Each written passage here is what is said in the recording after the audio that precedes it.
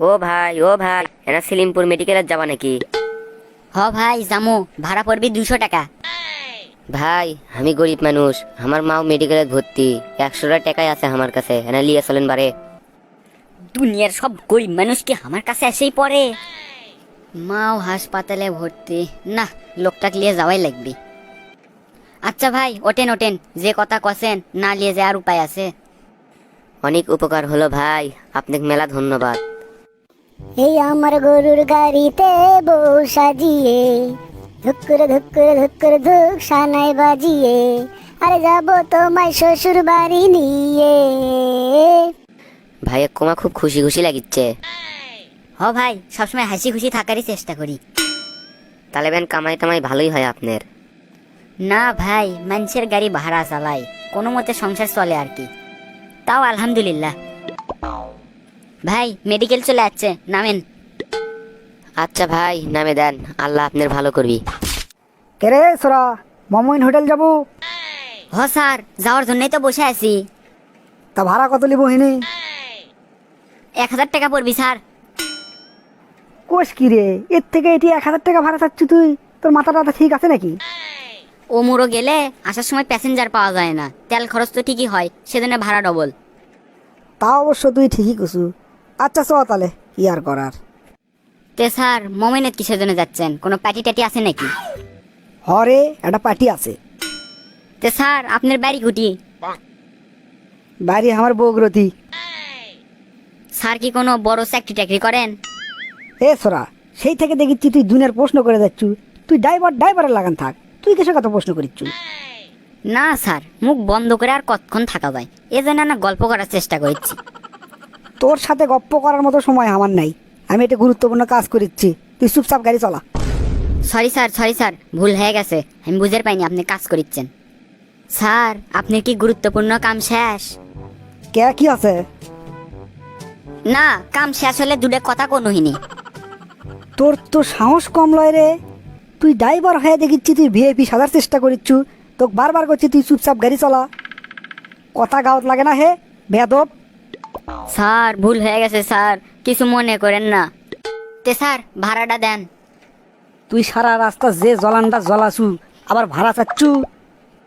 এটা আবার কেঙ্কা কথা বলেন স্যার, আপনার সাথে না 1000 টাকা চুক্তি আছে, তো সে টাকা দিবেন না?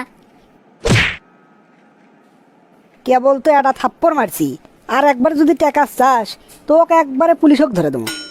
স্যার গরিবের পেটত ইনকোয়ারি লাগতে মারেন না, আল্লাহ কিন্তু সহ্য করবি না। তুই সরছু আমার সামনে থেকে, না পুলিশক মোবাইল কর্ম?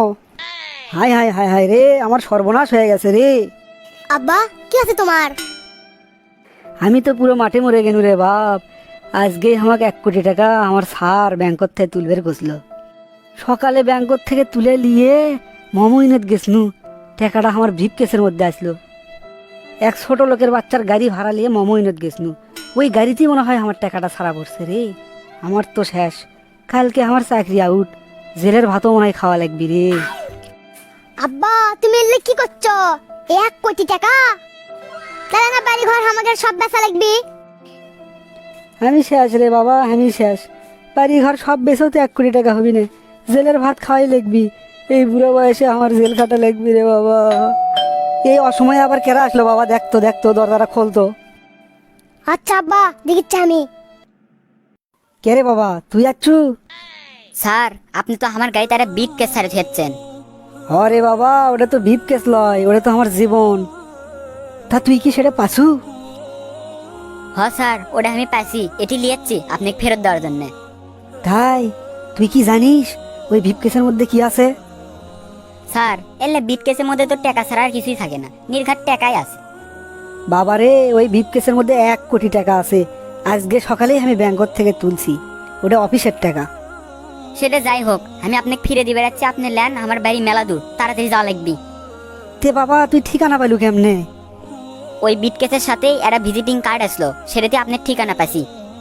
বাবারে তোকে আর কি কম আমি রে, তোর সাথে আমি যে ব্যবহার করছি, তোকে চর থাপ্পড়ও মারছি, তোর পাওনা ভাড়া সেই টাকাও আমি তোকে ফেরত দেইনি, আর তুই আমার এত বড় একটা উপকার করলু। তুই কি জানিস এই ভিটকেট যদি আমি না পাইনো হিনি, তাহলে আমার চাকরি চলে গেল হিনি, আর জেলের ভাত খাওয়া লাগলো হিনি। এই বুড়ো বয়সে আমার 14 শিখের মধ্যে ওঠা লাগলো হিনি। তুই আমার কত বড় একটা বিপদের থেকে বাঁচালু। স্যার, একজন মানুষের কাজই তো আরেকজন মানুষের বিপদে আগে আসা। আমি মানুষ হিসেবে মানুষের দায়িত্ব পালন করছি, এর চেয়ে বেশি কিছু করিনি। সেটা তো তুই ঠিকই কছু রে বাবা, কিন্তু আজকাল 100 টাকা কুড়ে পেলেও কেউ দেয় না, আর তুই আমাকে 1 কোটি টাকা ফেরত দিলু। সবচেয়ে বড় কথা, আমার মতো একটা অমানুষক তুই টাকা ফেরত দিলু, যাই আজকে সকালেই তোর সাথে সেই খারাপ ব্যবহার করছে। তুই আমাকে ক্ষমা করে দিস বাবা, তুই আমাকে ক্ষমা করে দিস। স্যার, ওল্লা আপনি কিছু মনে রাখেন না, ভুল তো মানুষেরই হয়। তুই আসলে সাধারণ কোনো মানুষ না রে বাবা, তুই অসাধারণ একজন মানুষ। তুই যদি রাতের খাবারটা আজকে আমার সাথে খাস তাহলে আমি খুবই খুশি হব রে বাবা। না স্যার, আমি রাস্তার হোটেলের থেকে খাই লিছি রাতের খাবার। তা তুই যদি কিছু মনে না করিস, তোকে আমি কিছু টাকা পুরস্কার হিসেবে দিবে চাই। কি যে কন স্যার, আমি যদি আপনার থেকে পুরস্কার লই তাহলে পরকালে আর কোনো পুরস্কার পাম না। আমি আল্লাহ কাম করি পরকালে পুরস্কার পাওয়ার জন্য। আপনি খালি আমার সকালের পাওনা টাকাটা দেন, তাহলেই হবি। ঠিক আছে বাবা, তাহলে তুই তাই নিয়ে যা। আর একটা কাজ করিস, তোর কথাবার্তা শুনে তোকে ভালোই শিক্ষিত মনে হচ্ছে। আমি মোটামুটি বড় পোস্টেই চাকরি করি রে, হাজার হাজার লোকজনক আমার নিজের হাত দিয়ে চাকরি দিছি। তুই যদি আমার অফিসে একটু কষ্ট করে একদিন আসিস, তোর একটা চাকরির ব্যবস্থা আমি করে দেবো।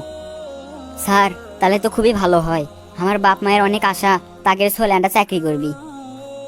তাহলে স্যার, কালকে আপনার অফিসে আমি আপনার সাথে দেখা করবো। আচ্ছা বাবা, তুই অবশ্যই কালকে আসিস। আমাদের সমাজে এরকম অনেক মানুষ আছে যারা ছোট পেশার মানুষদের মানুষই মনে করে না, তাদের সাথে দুর্ব্যবহার করে। কিন্তু এই ছোট পেশার মানুষগুলো মাঝে মাঝে এমন মনুষ্যত্বের পরিচয় দেয় যাতে অবাক না হয়ে পারা যায় না। তাই আসুন ছোট বড় সবাইকে মানুষ হিসেবে সম্মান করি, কারো নিম্ন পেশার কারণে তাকে কটাক্ষ না করি।